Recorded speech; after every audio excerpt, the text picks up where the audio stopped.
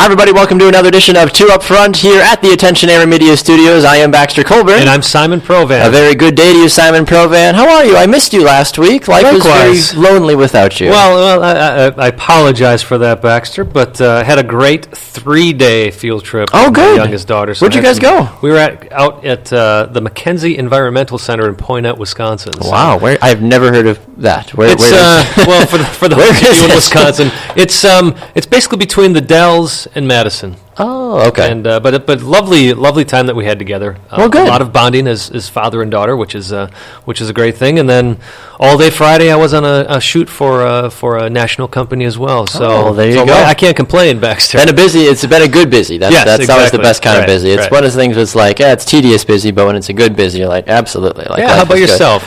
No, life is good. I get to go to Florida today, so I'm very excited about that. I get to jump on a plane after I do the next show here on Brew Sports, and then jet out and head down to Midway, and whoosh, I'm off. Spend some time with Mom and Mom. I know. I've been getting pictures texted to me from the pool, be like, it's sunny, palm trees. I'm like, I get it. I'll be there soon. I'm very excited.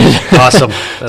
I'm excited for it. So if I seem extra jittery today, it's not the extra coffee I've had. It's the fact that I'm just excited to get to Florida, not only see my family, but to actually take a couple days off.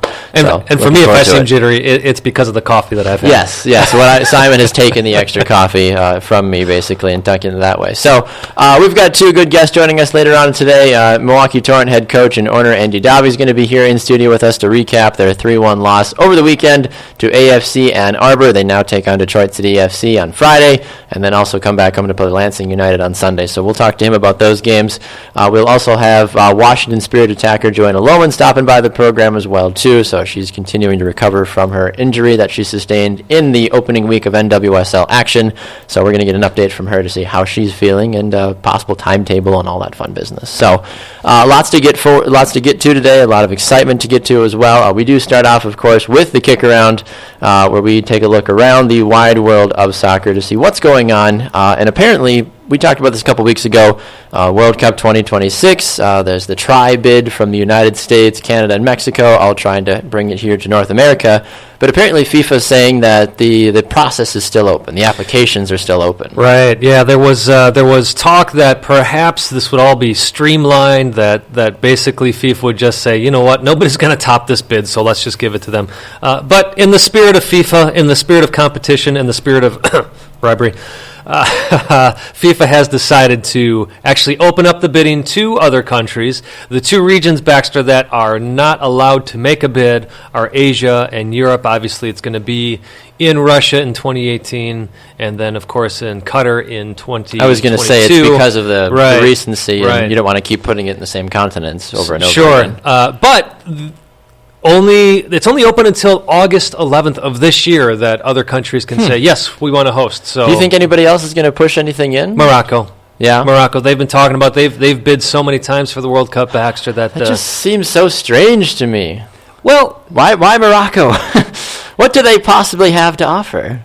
Well, I honestly, I don't know that much about Morocco, so I can't comment too much. But obviously, they feel confident in themselves. They bid for the '94 World Cup, which of course was in the U.S. They bid for the '98 World Cup, which of course was in France, and then South Africa got the 2010. So that's part of it. Is true. There have not been many World Cups, only one in Africa. So Morocco is saying, hey, we need to get it back to our continent. The tough thing is, but it hasn't been in a CONCACAF region either since 1994. That's the big thing about this too, is that CONCACAF, 1994 the United States hosted that, kind of helped put the United States internationally on the map for men's soccer. Women, of course, have done their own path, but people continue to try to judge and say, what can the United States do? Will this try bid really help out? I think it would. I think it's going to be a positive thing through and through for all parties involved, but a country like Morocco, Luis here in the comments as well, we are live on Facebook and YouTube and Spreaker, so you guys can look at us here. Luis in the comments says he thinks that Cotton Bowl is going to bring 6 nations to the 2026 World Cup, so in that regards, it would kind of make sense why they would want to. That's actually been announced. Get that. Yes. Yeah, it's been announced that South America will get 6. Africa will be the second most represented region. That's amazing. After Europe. They'll have 9. Again, we're talking 2026. Europe will have 16. Wow. CONCACAF will have 6, which I think is... We don't deserve 6, to be frank, Baxter. Yes. We do not deserve 6. And I think part of that is is FIFA setting this up to say, okay, we're going to have CONCACAF in here, so we'll allow these three teams, these three host nations to automatically qualify. So we need to have at least enough competition for three other spots. That's the only thing I'm thinking. Oceania will be guaranteed one spot, so that means New Zealand will be qualifying for the World Cup. There you go. Good for them for the numerous amounts of times that New Zealand continues to check in. If you have any questions or any thoughts for us, make sure to drop it in the comments section below. We do say a good day to Brian and Greg and Luis and everybody else that's chiming in, Trevor as well too. We are going to be joined soon, as we mentioned, by Joanna Lohman from the Washington Spirit. It's going to be great to hear from her, of course, and then Milwaukee Torrent head coach Andy Davi is going to be swinging by as well. Aside from what's going on at the senior level, there's also been a lot of excitement at the U17 level for the men's, or can you call them the men? They're the boys? They list them as men's, but I guess as a dad, I'm always like, no, they're boys. Yeah, it's when you're under 18 team. years old, that's right. It doesn't count. You're not there yet, but the pseudo men, whatever they are, the teenage U17 national team for the guys' side, found some success recently. They were making a big name for themselves. If you've been following the U.S. national team on social media, they've been doing nothing but posting about it. However, lo and behold, they have to go all the way to the final, and who do they meet but Mexico? Mexico. Now, keep in mind, they did beat Mexico earlier in the tournament, Baxter. They did. It was a historic win for them, just as the U20s had a historic win over Mexico, first time in a championship competition. However, the U.S. goes in. They actually go up kind of early, Baxter, in this game, 1-0, and Mexico scores a heartbreaking 92nd minute goal in the CONCACAF Championship final. I kind of agree with this. It goes straight to penalties after 90 minutes rather than playing an extra 30 minutes. The reason I say I agree with that is you still have a lot of these young kids on both sides, right, either making names for themselves with MLS teams or European teams. So they don't want to risk injuries so early in their careers. But nevertheless, Mexico beats the U.S. in that shootout. So Mexico wins the U17 CONCACAF championships. But nevertheless, U.S. is still in the U17 World Cup, Baxter. So and that's ultimately the big thing to take away from all this as well, too. If you are a fan of the United States men's national team at that younger level, if you continue to ask the questions like, how can we get better at the national level? Well, it starts with the younger levels, the 17s, the 20s, the 23s, right, the success we're seeing with them. If you want to know what the 2026 roster might look like or any other future World Cups, look at these guys right now.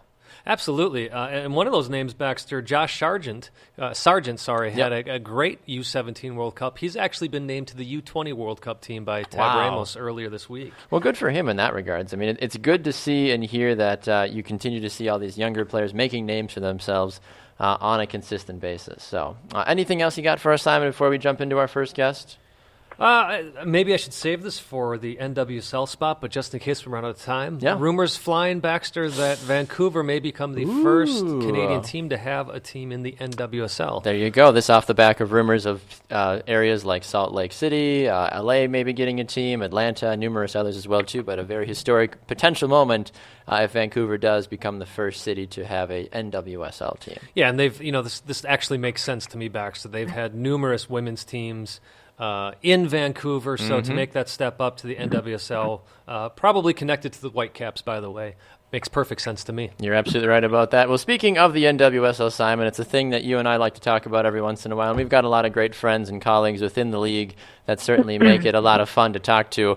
A couple of weeks ago, we had the opportunity to speak with Joanna Lohman from the Washington Spirit. Unfortunately, maybe we have a jinx as well too, Simon, because we've got the two up front magic, but maybe we had the two up front issue in the sense that maybe we jinxed Joanna as she ended up getting hurt. I really hope not. We've got a perfect track record so far for not hurting players after they've come on our show.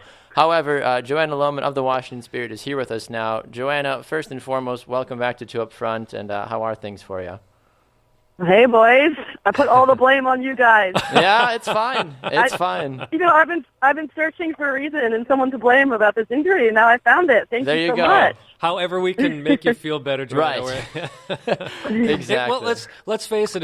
It was, we watched the replay of it, and it certainly didn't look like anything serious at first. You were basically just backpedaling, and next thing we see, you're on the ground, slamming the ground.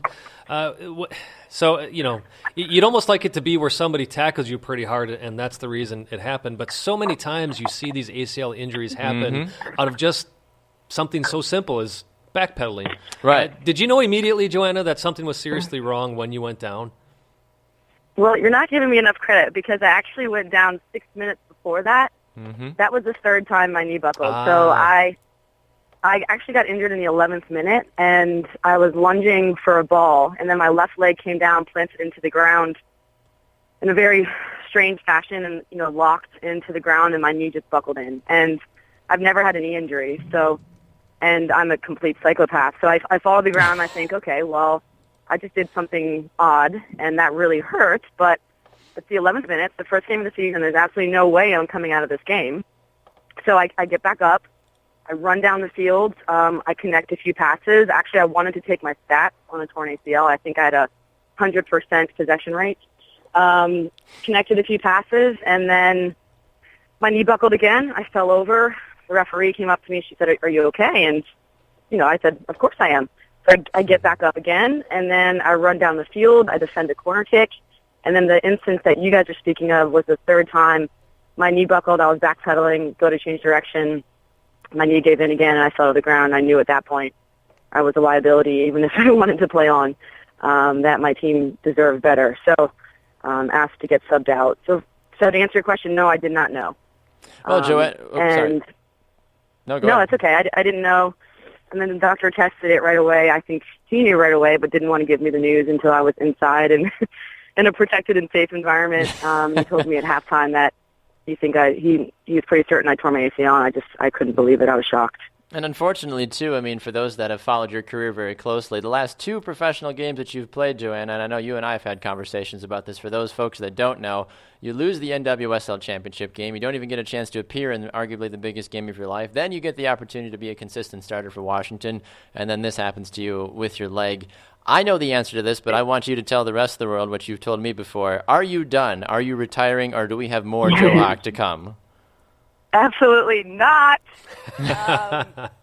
No, it's my dad said this to me. My parents were at both those games, and they said, your last two games you walked off the field in tears, and it was true. But there's no way that my career is going to end without, me controlling when it's done. And I don't care if I tore both of my knees and broke my shoulder. I would be, crawling out of the depths of hell to get back to this league and get back to this team. And, I was not surprised how supportive my parents have been, but, parents, when they see their daughter go down, luckily it wasn't, a violent and traumatic way of going down. I walked off on my own power, but, for them to see that, it's hard. And for my dad to say, Joe, it's your destiny to come back and play, it gives me a lot of inspiration and courage to know that this is my destiny, no matter what, that I will be back in the Spirit uniform and in NWSL in whatever capacity I can. Well, speaking of the Spirit, Joanna, you play a big part of that, and I'm sure that you'll be going to as many practices as you can, even if you're not able to get on the field. But Washington with a nice win over the weekend, 4-3 over Sky Blue, much needed win. So shifting from the injury, just more about the club now. How does the Spirit move forward and be successful this season, especially when they do lose the heartbeat of their team? Oh, yeah, I was at the game last weekend. It was a fantastic win for our club.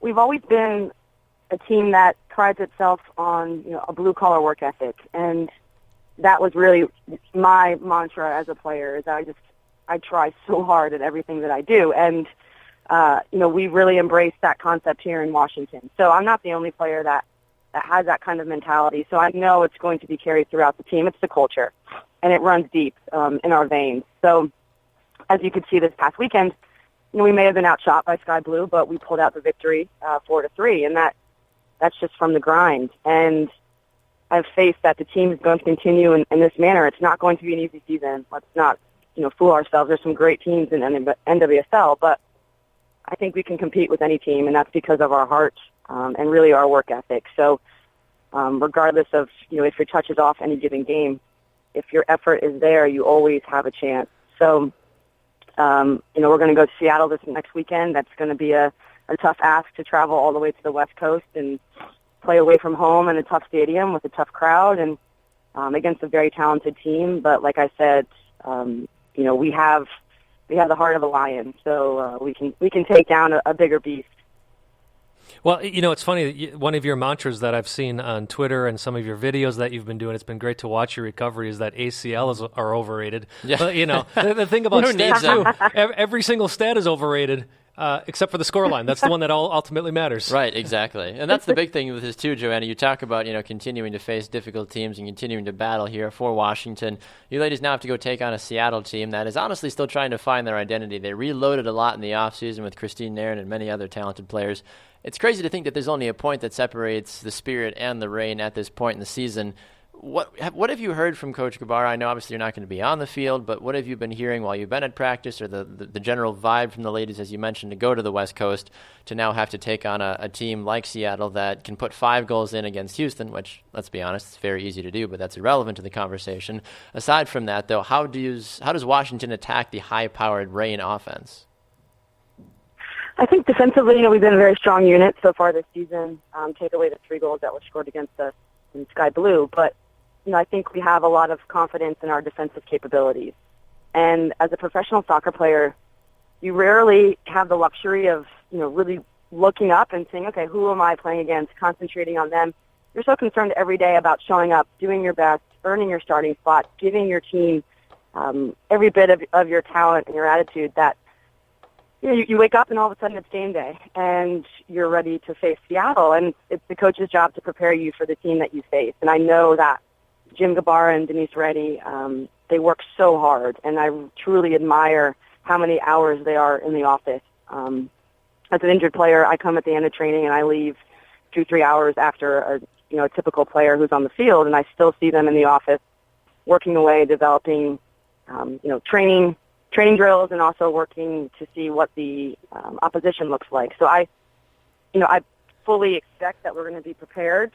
It will not be an easy game. Like you guys said, Seattle has a high-powered offense, but this isn't our first rodeo, right? We've been through this before, so it's almost business as usual, besides the fact that you're flying across the country every day. You wake up and you play the game of soccer. And so you figure it out, you problem solve, and I have full faith that our team can do that.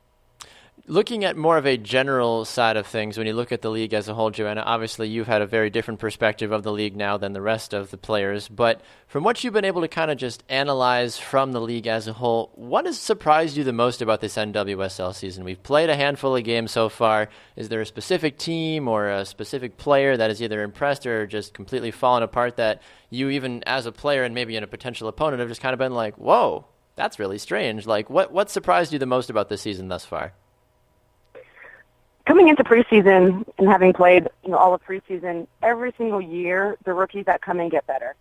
So the standard of the league and the quality of play is higher each and every year, and I think you're starting to see that.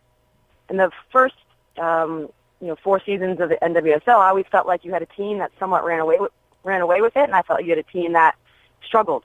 So there was a definitive number one, and there was a definitive last place team. But this year you see a lot more parity.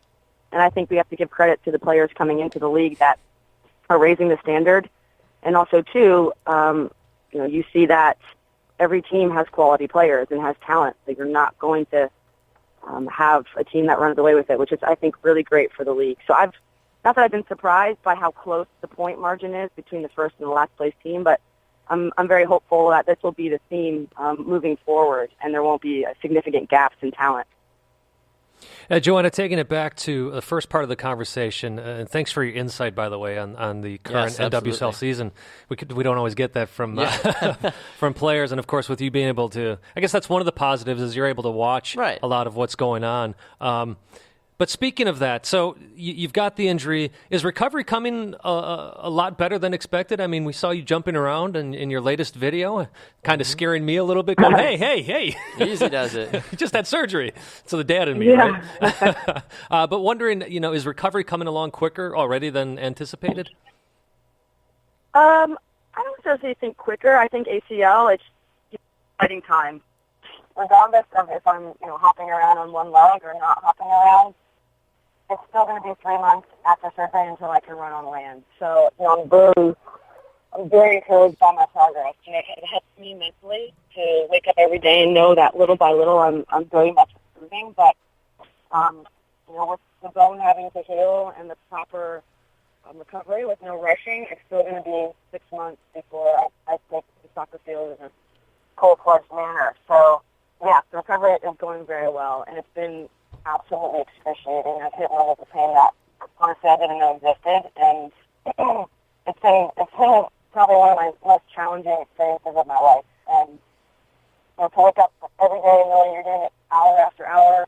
I have 2 sessions today, so I'll go in and I'll see the team, and I'll do it for 2 hours with my physio care, and then I'll go later today to a physical therapy office that was close to my home. And so you're talking hour upon hour, day after day, and it's a slog. But these little improvements that I see every day keep me going, and clearly I have a deep sense of purpose with my team and getting back on the field and getting fully healthy again. So to answer your question, yes, I'm very happy with how the recovery is going. My swelling is going down. My knee is getting stronger. But at the same time, I have to keep in mind that regardless of how fast I move through this process, there's still time marks that I can't really get ahead of, and I shouldn't because I can't play this season. So why rush it? So I'm trying to, move as fast as I can, but at the same time be patient, which is very hard for some of my speed. Well, Joanna, we appreciate you taking the time to swing by the program today. Of course, we continue to wish you a very speedy recovery, not only from Simon and I, but I know the entire soccer world wishes you a very speedy recovery. And we look forward to hopefully having you back on the program again soon. So we appreciate you taking the time today. Thank you. Absolutely. Thank you guys for covering the game in such a sophisticated manner, and I look forward to being on the show again. Absolutely. And just so you know, Joanna, I'm on my way to Florida today, and the Joe Hawk shirt has found its way into my suitcase. Oh, yeah. So, have you seen the new Joe Hawk shirt? No, there's a new one? Yeah, there's a new one. I'll have to get you guys 2 of them. They're orange, and they have my rainbow pattern in them. Oh, my goodness. Absolutely. Yeah, I'll get one for you guys. Awesome. We appreciate it. Thank you, Joanna. We'll talk to you soon. All right. Thanks, guys. Talk soon. All right, so there goes Joanna Lohman here on the shopfutsal.com call-in line. We've added a third host in the midst of all this. This great TV magic. My goodness. So a special thanks to Joanna Lohman from the Washington Spirit for stopping by. Now we get to come local. It's Coach Andy Davi of the Milwaukee Torrent. Andy, great to see you, sir. How are you today? I'm good. Thanks for having me once again. Absolutely. It's good to see you. Of course, not as exciting of an opening weekend as you were hoping for. A 3-1 loss to AFC Ann Arbor. You got on the score sheet late, which anytime you don't get shut out, I think is still kind of a small victory. But you've had some time to process this. You've had some time to kind of diagnose what's going on. What have you decided to take away from this last weekend? How are you going to apply it to this upcoming week? Yeah, it basically showed us as a team that obviously what I said the whole time before, it's a totally different level than what we played last year. And you can't switch, you can't turn the switch in a matter of days or weeks. And responsible for this loss is me. I'm the head coach, and it's not that I'm going to talk here and say, hey, this guy did this and this and this. You know how this is in soccer, without any mistakes. There are no goals, so something went wrong. But I think we didn't play bad. I mean, you guys saw it. We were in control of the game most of the time, even the second half. We just didn't finish. Everything was great till the 18th. And then we couldn't progress from there to create enough chances. And, that's how it went. But with the way they played, I was happy with the result. I mean, when you lose 3-1, it sounds 3-1 sounds a lot, but no, but they had 2 goals in a matter of 2 or 3 minutes. They did, yes. Yeah. Some people may or may not blame that on the gypsy voodoo of the scoreboard getting stuck or whatever. But aside from that, though, it was still 1-0 for a vast majority of the game, though. So it was anybody's game for a long time. Yeah, and then I need at one point I need to open. I put one of my center backs out, played with 3 in the back, and then they had the whole game. They had 3 shots on goal, and all 3 were in. Right. Well, so. one of the things I did notice, and we kind of talked about this a little bit after the game, is it seemed that when it got to your final third, there was a lot of very direct play, but not very creative play going on. There weren't any crosses going into the box. It was always an attack coming from the same place. How do you fix that as a coach? How do you fix that during the week in practice? Well, what we did so far, we talked about, and what we did and what we're going to do today is, and I said to the guys, we didn't get enough pressure with our outside backs.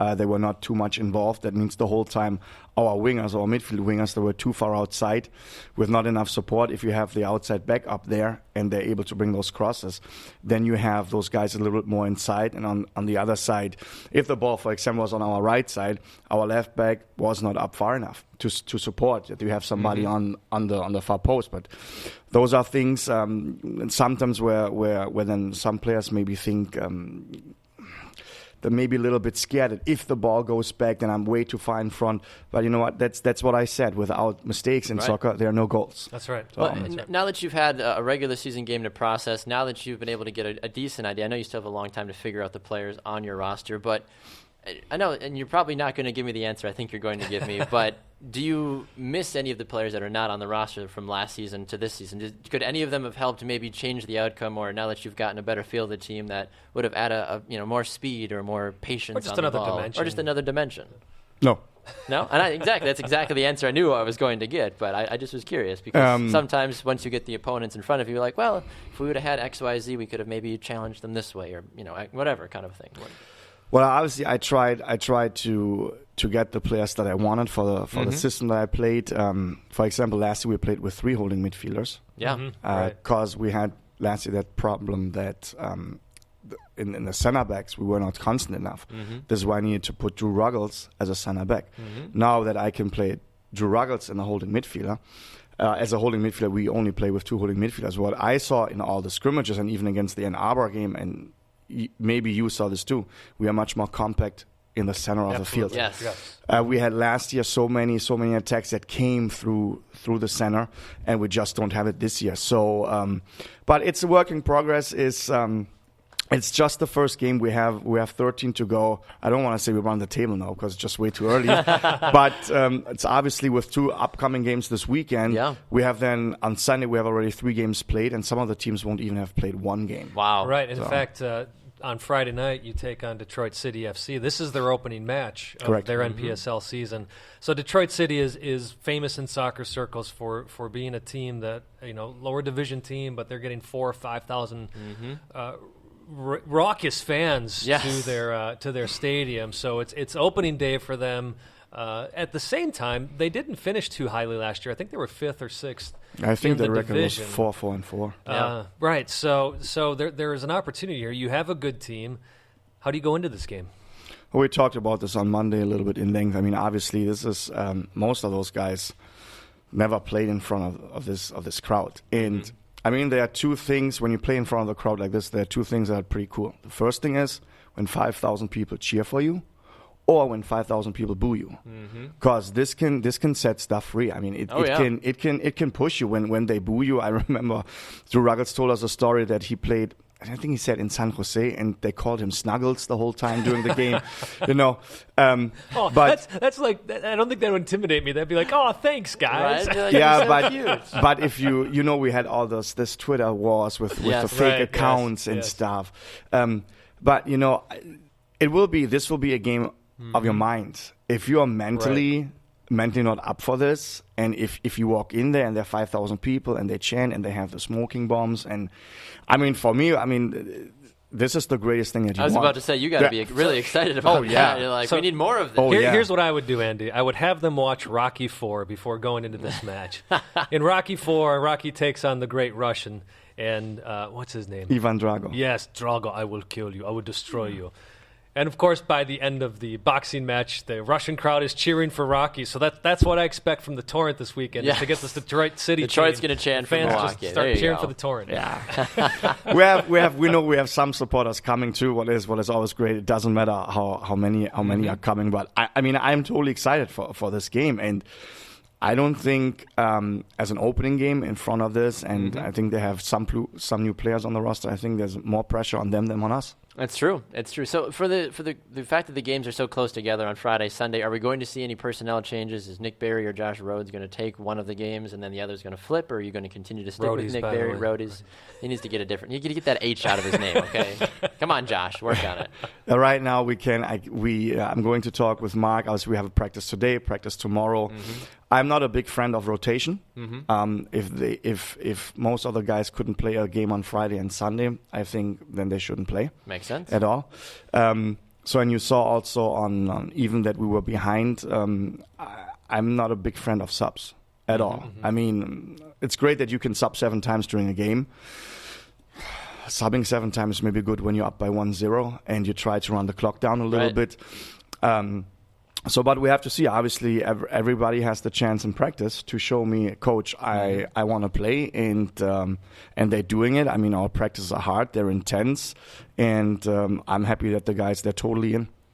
So is it fair to say that you don't have a straight start in 11? They have to earn their place each week in practice? Correct. Okay.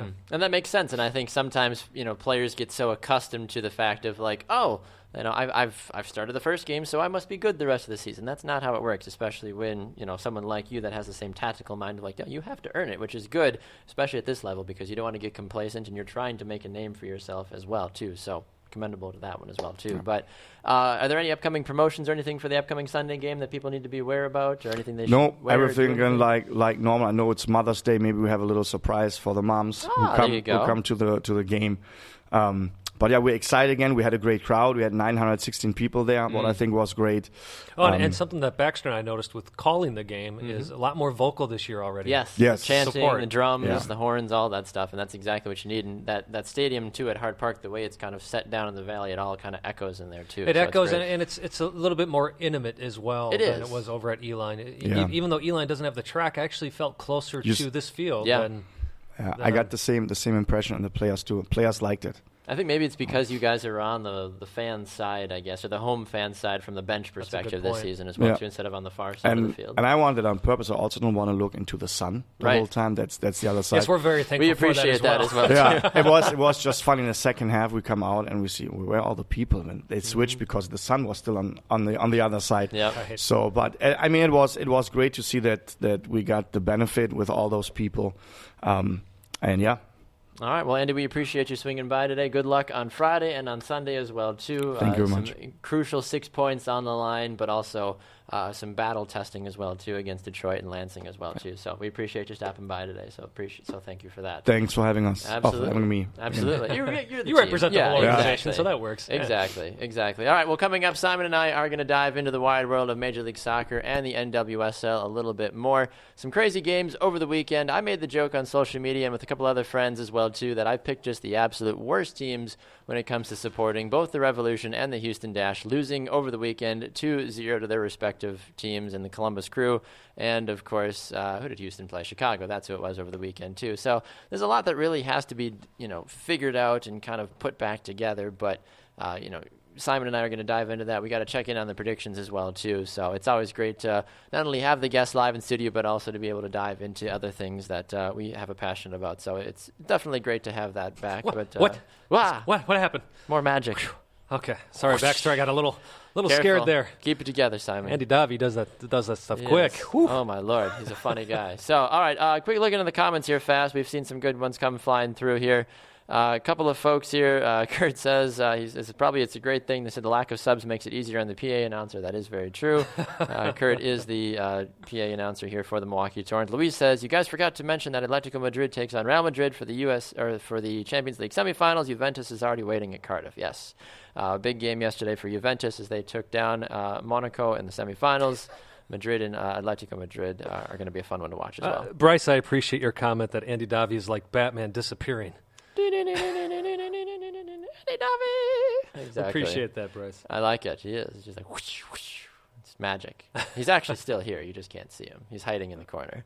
No, he's gone. He's got to go coach a team to victory this weekend. Hey, for those of you who don't know, Baxter and I do Baxter does the play-by-play. I do the color analyst for the Milwaukee Torrent. So that's where our comments were coming from as well. Yes. But it was a great atmosphere compared to last year. It was a lot louder. Mm-hmm. But I know we don't want to go back and rehash all of that. But just wanted to throw that out there. Absolutely. Baxter. No, I completely agree. And I mean, it's nothing against the past venues, but some venues just work better than others. That's just the honest truth about it. Absolutely. Right. So, right. All right. Speaking of games that have taken place, MLS continues to lose its mind and continue to prove that Simon and I don't know a damn thing about the soccer world. Who knows? Nobody does. Like, I've seen numerous articles about MLS over the weekend from MLSsoccer.com, from Fox Sports, from numerous that says proof that nobody knows anything about Major League Soccer. However, I was watching a show that a certain league that we like to talk about on the show, yes, MLS, their own guys, they were talking about the Houston Dynamo. Right. And talking about Wilmar Cabarra. Yes. And saying about him that, nobody saw this happening in Houston. Like, doggone it, we called that. We did. We called that Houston would be in the playoffs this year. And granted, it's not the end of the season, but they're doing everything we talked about, right. that Wilmer was bringing in guys. How can you not think that Houston was going to be good this season? Well, he's bringing in guys that fit the system that he wants to run, guys that he has relationships with.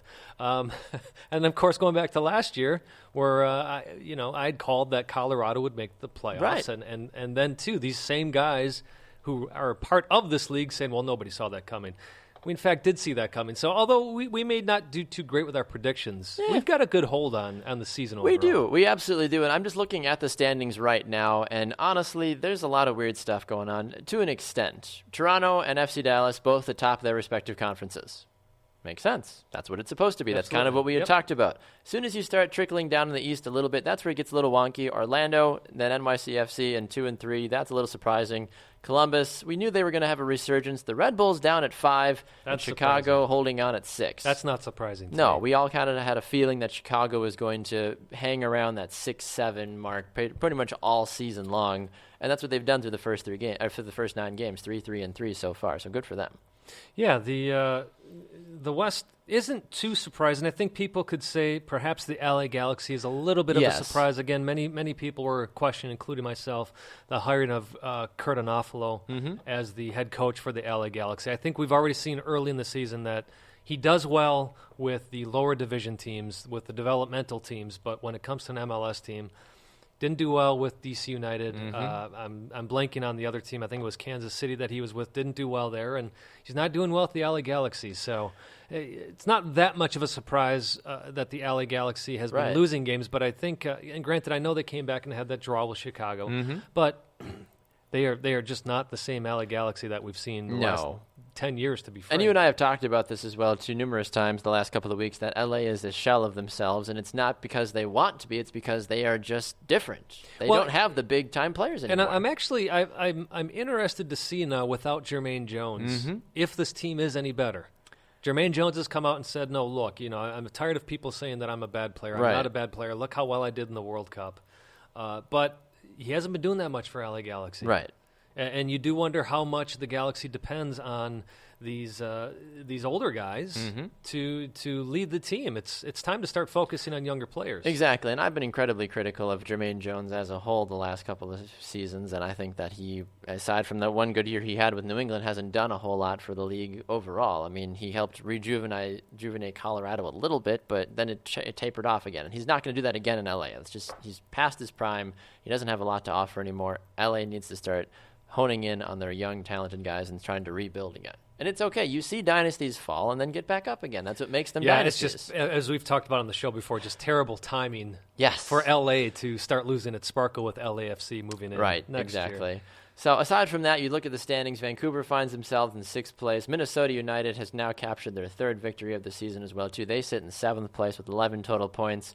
Seattle has been on the edge. Colorado is arguably the worst team. Obviously, statistically, they are. 4 total points, 1-6-1 on the season. Oh, that's another thing we called, by the way. We did. That Colorado would be bad this year. It's not going to be the same. New England, don't even get me started. They're just atrocious, 2-4-4. That's a very generous 10 points that they have this season. Philadelphia as well, too. So you look at the weekend that was. I don't want to go through every single game, but you look at how it was. Philadelphia, they get a hat trick out of CJ Sapong. Then you go flip it over to some of the other games. San Jose, they beat Portland. I know they were missing some of their big players, but still a 3-0 victory. It didn't surprise me too much. Jungwirth for San Jose is really starting to come on as a very strong player in this league, as was expected. The Portland loss doesn't surprise me too much. It's not that they didn't have a couple of their good players. They didn't have Diego Valeri and Darlington Nagbe, the heartbeats of the team. Yes. And you can say, it does speak to the depth of MLS. I was just about to say, At the same time, Baxter, let's like this to other American sports. What are the Green Bay Packers without Aaron Rodgers? That's true. I think the one exception is perhaps New England Patriots, how well they still did without Tom Brady. But, what were the Chicago Bulls when Michael Jordan wasn't able to play. Right. So... I mean, they still had Scottie Pippen and Dennis Rodman and some of those other big players. Sure. But I get what you're saying. Right. though. You take away two hugely important players, they're irreplaceable. Correct. So this loss for Portland didn't concern me too much, to be honest with you. I agree. The one thing I took away from the weekend that I think is a positive is NYCFC has figured out how to play on a baseball diamond. They have. They've started to figure it out now. I mean, it's been a couple of seasons. This is year 3 of this project now. But David Villa and company are still very dangerous. And Pirlo continues to sit on the bench, which has been more of a benefit than a negative. But David Villa continues to show that he's ageless. David Villa sure does. I do wonder, everybody's saying, okay, Pirlo's done. How many times have we seen in this game where a player is done and then a team starts to suffer, they put the old man back in there, and boom, he shows that everybody, no, I'm not done yet. Yes, yep, exactly. So I'm interested to see later in the season. I've been a big David Villa fan my entire life, as long as I've known about him. I've always had nothing but massive respect for David Villa, so it's great to see him continuing to score goals at a high level. Any other takeaways from the weekend before we swap over to NWSL and then make our predictions? Yeah, it's Vancouver for me is really coming on strong. Yeah. Breck Shea is playing quite good soccer right now, so it'll be interesting to see if Breck Shea, if he continues to play the way that he is, will we see him back with the national team at some point? Maybe. I don't know. That Breck Shea is one of those strange players for me that I just never know what you're going to get out of him, and I don't know how much he can actually offer at an international level. He's a good club player. I don't think he's a great national team player, personally. Sure. Let me just say one more thing, Baxter. Houston beating Orlando 4-0. That was a bit of surprise because that sent a big message. Sent a big message, most especially because Orlando's actually had a very strong defense this year. And they looked unbeatable to get at shut times out, too. Unbeatable, and yet here we see that they're very capable of being beat. At the same time, Houston has made BBVA Compass Stadium a fortress. They have. I mean, you look at Houston as a whole this season. I mean, they've done nothing but continuously put goals in the back of the net. I mean, they are 5-0-1 at home. And even the only issue is when they go on the road. They've lost all 3 of their road games this year. So if they can still at least turn in the home stadium to be a fortress, as you mentioned, Simon, that will certainly be. If you can win, most of your games at home, you're going to make the playoffs. Yeah, you have a few draws on the road. You get 1 win in there. Yeah. They'll be in. They'll be fine. Absolutely. All right, swapping over to the NWSL. Cole checking in. He said, did I miss Jolo? Yes, you did, unfortunately, Cole. She was here earlier on. If you missed any of today's show, you can find it not only on Brew Sports' website, brewsportsnet.com. You can find it on our website, twoupfrontsoccer.com, and also on iTunes, iHeartRadio, and Spreaker.com as well, too. So a lot of places to find it. Absolutely. So, all right, the NWSL over the weekend, also, as we mentioned, continue to be the theme of the week, proves that we really don't know a whole lot, except for one thing, is that North Carolina is a very good team. Absolutely. Undefeated, very, very Baxter. Goal differential of 5, just 4 games into the season. They've only allowed 1 goal this entire season. That's just like Buffon for Juventus. He's only allowed 1 goal in the run of play. In the field of play during Champions League play. Wow. So, which I know we don't talk too much You talk Champions about somebody League, that's ageless, though. Yeah, that's right, exactly. That's incredible. Exactly. But yeah, North Carolina, defending champions really, just in a different name this year from Western New York Flash to North Carolina. By the way, I found out that Western New York Flash still does exist. They do. They're the WPS, the I believe so. Pro Soccer or women's. Not WPS, that was the old league. No. WPSL, Women's Premier Soccer League. Yes, that's what it is. Yeah, because I for some reason found myself on their Facebook page and I'm like, wait a minute, this still exists. It was very strange, and then I was like, oh, this is the smaller division. Like, they all have like U23 players on their team or something like that. But of course, the big news coming out of North Carolina, Jessica McDonald breaking the all-time scoring record. And I know it's a young league, but still, how great it is to say that I'm the leading scorer all-time of this league. And I think if you would place bets at the league, in the beginning of the league when it started, to say, all right, name your top 3 or 4 people out of this pool of players you think is going to break the scoring record first or be the all-time scorer, whatever, you'd have been Kim Little, you'd have said the Wombacks, the Morgans, the LaRues, any of those people. Nobody would have given a second thought to Jess McDonald. And that's nothing against her overall. No, I think it speaks a lot to her. Exactly. Exactly. That she uses this stuff as motivation, as she's told us on the show. She's got a very strong faith, and that's what she lives by. That's what gets her through the day. And she's done well in the NWSL, has earned her a few call-ups with the national team. So at the end of the day, no, I don't think that's slighting her at all. It's a huge compliment to her. Absolutely. The weekend was also crazy in the sense there were 3 own goals over the weekend. Sarah Hagen, Jess Fishlock, and 1 for Sky Blue FC. I'm spacing on who that was, but a whole host of own goals over the weekend. KC and Orlando drew 1-1. Marta got her first goal in the NWSL. As we mentioned, North Carolina, just an absolute wrecking ball. I spoke to a couple of people that were at that game, and they said that Sam Mewis is just absolutely incredible to watch. She just continues to just destroy the midfield. And people were watching the Mewis versus Lavelle battle all day. They're very good friends, but on the field, Sam Mewis is a tank and just completely shut down Rose Lavelle in a good thing if you're North Carolina, but I think it's a concerning thing if you're Boston. Well, absolutely. Rose Lavelle, by the way, before that game was named Player of the Month for April, and deservedly so, getting her first assist, first goal in the season.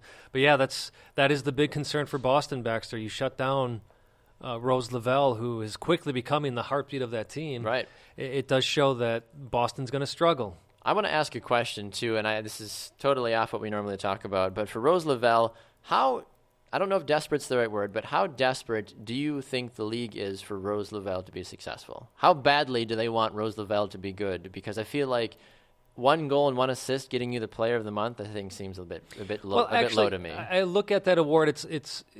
I give the league credit in that it wasn't just based off of those stats. Correct. She has played wonderfully on the field. She has, the creativity that we first saw with her on the national team in that She Believes Cup, we've seen her bring to Boston. Right. I truly believe that's the main reason that she was named Player of the Month. Right, and I would agree with that as well. More to your question, desperate, I wouldn't say too desperate, and the reason being, Baxter, is that the league has tons of good players in it. Rose Lavelle's still making a name for herself when it comes to household names. I think they're still more concerned about how is Marta going to continue to play. Is she going to, is she going to live up to the hype train, even though she's a little bit older now? How are the other players like Tobin Heath going to continue to do? Those are still the players that are going to sell the league. So is the league desperate for Rose Lavelle? I wouldn't put desperate. Do they really want her to be well? Yeah, absolutely, because they want as many faces as they can. Now, for a market like Boston itself, that's where I think you can put the desperation label. Yes, I completely agree with you on that one, too. And from the people that I talked to that were at that game, they said that Rose Lavelle is an incredibly talented player, but she's soft. As soon as you hit her 2 or 3 times, she's done. And that's what happened. Sam Mewis used her basically foot, or not, about a half a foot size more than her, put her to the ground a couple times, and you saw Rose Lavelle completely back off the ball. And she completely went into a corner, and that's how North Carolina was able to control. It's because they were able to be legally physical with her, and they shut her down because she obviously is a very quick, talented player, but there's not a lot to Rose Lavelle. If you look at her, she's not very big. She doesn't have a lot of extra muscle that she can use to get around defenders. Her speed is her big thing, but if you put a couple of extra hits on Rose Lavelle, that's what starts to slow her down and kind of get in her head. Yeah, and it doesn't always matter about muscle. It actually just depends on how well you can use your center of gravity. And that's one of the things. I was always a small player myself, and that's what I learned quickly is how to use my center of gravity. So if I did get hit, I'd surprise people and stay on my feet. Sometimes, Baxter. Exactly. Anyway, same here. No, I agree. So kind of an interesting thing in that regards. If you let us know your thoughts in the comment section below about this discussion with Rose Lavelle. And I'm not suggesting that she's soft. I'm not saying any of that. I'm just telling You're telling what you got from the people. Reports from the reports that I got firsthand from folks that were at the game. This is some of the insight that they've delivered to me. However, if you do want to beat up on Baxter in the comment section, feel free to do so. Go right ahead. We don't mind. It's never the first. There's never the first time for some of that stuff. People love to come at me, so it's completely fine. I've just kind of embraced that, honestly. So, all right, let's look at some predictions here, Simon, real quick.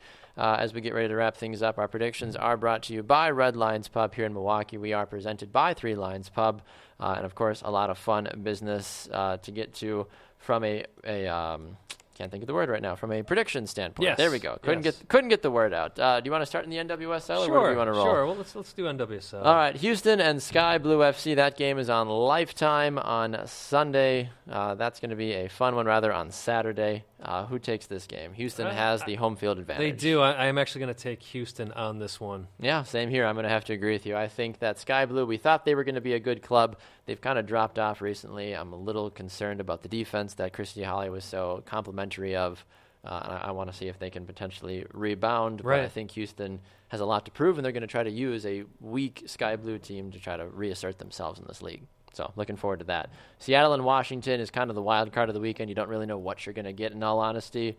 Seattle, in theory, should win this game, but the way Washington scored last week, I know that was against a bad team, but Seattle has been inconsistent the last couple No, of games. but Seattle did go into Portland and draw 2-2 They with did. the Thorns in front of over 16,000 people, Baxter. I think Seattle starts figuring things out. When you got players like, as you said, Naren, Fishlock, Kopmeyer in goal, Seattle's going to get this figured out, and I think Washington's just the team for them to be able to do that against. So I'm taking Seattle in this one. Fair enough. All right, next game to take a look at, Kansas City and Portland. The Thorns, as you just mentioned, got a 2-2 draw. Allie Long continues to score goals at the last gasp and continues to prove that she is a quality player. Portland should have won this game, but because of that own goal courtesy of Jess Fishlock, but then Seattle was able to bounce back, and then Allie Long saved them at the end as well, too. Kansas City's been on a bit of a downward spiral after their opening day success. Do they rebound now here at home against a very formidable opponent in Portland? I'm actually going to take a draw on this one, Baxter. Interesting. Again, I think it's the travel for Portland. They put a lot of emotion into that 2-2 draw with Seattle, so I'm actually banking on Portland not being able to meet the occasion and take a draw on this. Fair enough. I'm going to go with Portland on this one, honestly. I think the way that Allie Long has been playing through the midfield, it's allowed her to become more of a creative midfielder for the Thorns, and she's going to continue to wreak havoc. So I'm excited to see what she can do. Orlando and North Carolina. Orlando playing host to the defending champions. Marta, of course, tries to do everything that she possibly can to make the Pride relevant. I think Orlando still has a ton of holes. I don't care how good Ashlyn Harris or Allie Krieger is. You still need 9 other players on the field that actually are going to step up. Marta, I guess, fills that void, but you're still left with 8. You still need 8 more players to show up. It's not going to happen. North Carolina, I think, is going to get a couple of goals. Lynn Williams is going to finally get her form back, and she's going to score a goal as well, too. And I think North Carolina runs away with this one by 2 or 3 goals. Yeah, I agree with you, Baxter. North Carolina, until they lose a game, I'm picking them to win every single one they go into. I completely agree. And then finally, Chicago playing host to the Boston Breakers on Sunday. Rose Lavelle and company traveling into Chicago to take on Kristen Press, Julie Ertz, and all that fun business as well. Julie Ertz has been an incredible transition from center back to a center midfield. She scored a ton of goals to start the season. Chicago at home. This is a huge test for Boston. I want to see how Boston plays on the road, but similar to North Carolina, with the fact that you're going to keep picking them to win, I'm going to keep picking against Boston until I really have a true belief in them. I know that they're 2-2-0, but I'm not sold on Boston quite yet. Chicago has more dominant pieces that I think that they're going to put it together, especially at home. I'm actually going to take a draw on this one, Baxter, Okay. and I think it's a good, evenly played field when you're matching offense against defense. Chicago has led in 3 goals in only 4 games, but Boston has scored 4 goals in those 4 games. Now, granted, 1 goal a game is not huge, but they're almost exactly even on their goal differential as well. So I'm actually going to take a draw on this one. I think Boston is going to surprise some people. I think you're talking about Rose Lavelle, being a bit soft. Maybe this game so that she decides she's going to prove people wrong. All right, this would be a game to do it. That's right. So if she does, watch out. But I'm going to take another draw on this one. All right, fair enough. Flopping over to the MLS side of things very quickly before we jump out of here. A couple of people throwing in their comments as well, too. David says, Kansas City. He says, Kansas City's been on a downward spiral since I officially made them his favorite team to support. #my bad. Well, actually, I mean, it's not the end of the world, David. I'm a Dash fan, so I understand. All right, quickly through the MLS predictions. Columbus, Toronto, they play tonight, and then Houston, Vancouver plays on Friday night. Your thoughts? Yeah, I'm going to continue to take TFC here, Baxter. I think Columbus being at home is a good thing for them, but you saw how strong TFC was without Javinko against Seattle. Seattle's not that great of a team right now. Sorry, Keo, I see you commenting there saying go Sounders. It's true. But even Sounders fans have to admit something's rotten in the state of Seattle. Right, exactly. Maybe because it rains too much. I don't know. But that being said, I think Toronto's, they're not the best team in the league. Maybe FC Dallas is just above them, but TFC over Columbus. Yep, I agree. Columbus as well. TFC is going to get that victory. Houston and Vancouver is going to be a fun one to watch on Friday night. Viernes de football. I'm assuming, although I don't see it's going to be on Unimas, so we'll have to see, I guess. It's going to be on TSN 1 and MLS Live and all that fun 57, Cube 57, so it must be some Canadian thing. But I am going to actually pull an upset. I'm going to say Vancouver gets the upset in this one. I don't usually go against Houston, but I think Vancouver, with a couple of the recent things they've done, I think they might be able to pull the upset in this one. I think with the travel with Vancouver, listen, Houston has traditionally dominated Vancouver at home, and I think it's going to continue to go that way. I see Houston winning this one. Okay, TFC playing Minnesota. You'd like to think this is a pretty straightforward bang-bang kind of pick, but the way Minnesota's played the last couple of games, you'd like to think it might be a little bit closer. It is the second game of the week for TFC. Minnesota's going to be fresh. They got a victory last week against SKC. Maybe it falls in Minnesota's realm, but not this week. No, it does not, TFC Baxter. wins. Listen, Minnesota's now starting a very difficult stretch. They had a nice homestand. Now they're starting a very difficult away stand. Away stand? Away trip. There Thank you you. go. You can stand on the road, I guess. That's right. Again, I think TFC, they're learning how to rotate players. True. And they're going to take this one as well. But Minnesota United, surprising a lot of people, actually playing a lot better than Atlanta United. So they've kind of flip-flopped in the second half of this first part of the season. Very true. Colorado, San Jose, we don't need to spend much time there. San Jose is going to grab that victory. Amen, brother. DC United, Philly, that's always the big derby in that East Coast. It'll be a lot of fun. I don't want to get on the Philly train yet. I'm going to call it a draw. Regrettably, I'm going to take DC United. Ben Olsen is pretty ticked off. Called his team Rightfully so. A word that I cannot repeat here on the air. I think his team's going to come out to prove themselves are better than what they've been showing. Philadelphia, for me, that was a nice positive blip on the radar, but that's all it's going to be. The hat trick by C.J. Sapong. Take him out of the game, and you win. Right, exactly. Montreal, Columbus. I think Columbus is going to rebound from that earlier week loss that they're going to suffer tonight to TFC. I don't know what you think about that game. I'm taking Montreal. Oh, yeah? Okay. Yep. Good to know. Orlando, SKC. I think this is going to be a draw. I think both clubs are a little shocked about how their games went last week, both conceding a total of 6 goals between the two of those clubs last week, 4 for Orlando, 2 for SKC.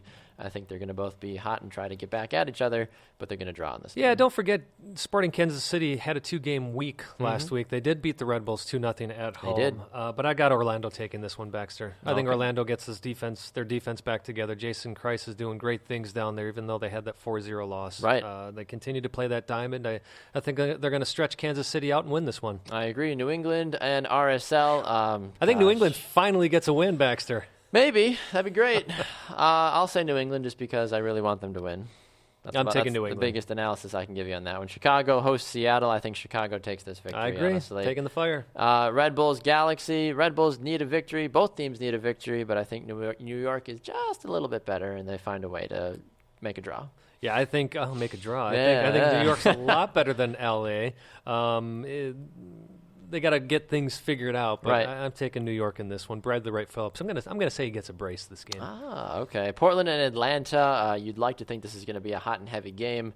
It might still be. I actually think it will be, Baxter. It depends on does Portland get some of their key players back. If they do, the Timbers win this one. Right. The first time hosting Atlanta at Providence Park. I think that, let's see, East versus West, so this is probably the only time they're hosting them this season. I could be wrong about that, though. Didn't look ahead.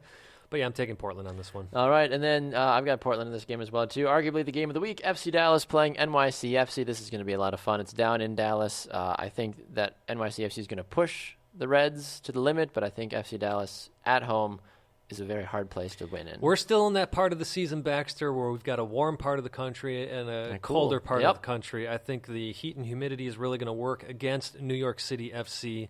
FC Dallas is too creative, too strong of a team right now. I'm giving this one to FC Dallas. I completely agree. All right, let us know your predictions in the comments section below. A quick final check on the comments before we jump out of here. Frank says, "Morning, boys. I've passed your show on to some of my soccer-loving friends. They are very excited." Well, thank you. Thank you, Frank. Appreciate that. Keo says, "Harry Shipp will be back in Chicago." All right. Oh, that's a great point. Yeah. So that'll be an playing. interesting thing to see there. Kurt says apparently Simon is actually just sitting on the floor, apparently, with how tall or short you actually are. I'm not exactly sure about that one. David also says, if I'm Boston, I am too concerned about Lavelle. Had a tough game. She's young, better than she has. She still is going to have to struggle, but she'll break through eventually when it comes to national team games. So I'm not too sure about naming this show Baxter and Friends, by the way. I did see that. I don't know. I can't take any kind of credit or whatever. Greg, your check's in the mail. Anyway, all right. Well, a very special thanks to Andy Davi from the Milwaukee Torrent for swinging by today, and of course for Joanna Lohman from the Washington Spirit as well too. If you missed any of the show, you can find it here on Brew Sports Facebook page. Also, go to brewsportsnet.com to get it there, and of course you can find it on our website, the number 2upfrontsoccer.com, and it's on iTunes, Spreaker.com, and iHeartRadio as well too. Yeah, make sure you check us out on Facebook, 2 Up Front in the search bar. And Twitter, we are at 2 Up Front Soccer. I'm Baxter. I'm not Baxter. I did it again. More coffee, please. Intern, more coffee. Anyway. Either way, you're at Baxter Colburn. That's I'm me. at Simon There we Probin. go. But before we totally sign off, I want to wish a very happy Mother's Day, especially to my dear wife, Yes. Sarah. To your wife as well, Baxter. Yes, thank you. Sorry, stealing their thunder there. No, it's but fine. to all the moms out there, what you do is incredible work, and I personally thank you for what you do. Absolutely. And also a quick 2 seconds, happy birthday to a good friend of the show, Rachel Wood, as well, too. Happy birthday, happy birthday Rachel. to you, Rachel. Thanks for all you do for Two Up Front. So, all right, thanks to Keo and Paul and Frank and Luis and Kurt and Greg and David and everybody else that was in the comments section. You guys are awesome. Coming up next is Halftime here on Brew Sports with myself and Mitch Vomhoff. I vowed the other day I might cut Mitch's man bun off. We'll see if he lets me do it. I probably won't. But either way, stick around to see what happens. I got to get out of here. That's Simon Probin. I'm Baxter Colburn with our manager being the one above. We are Two Up Front.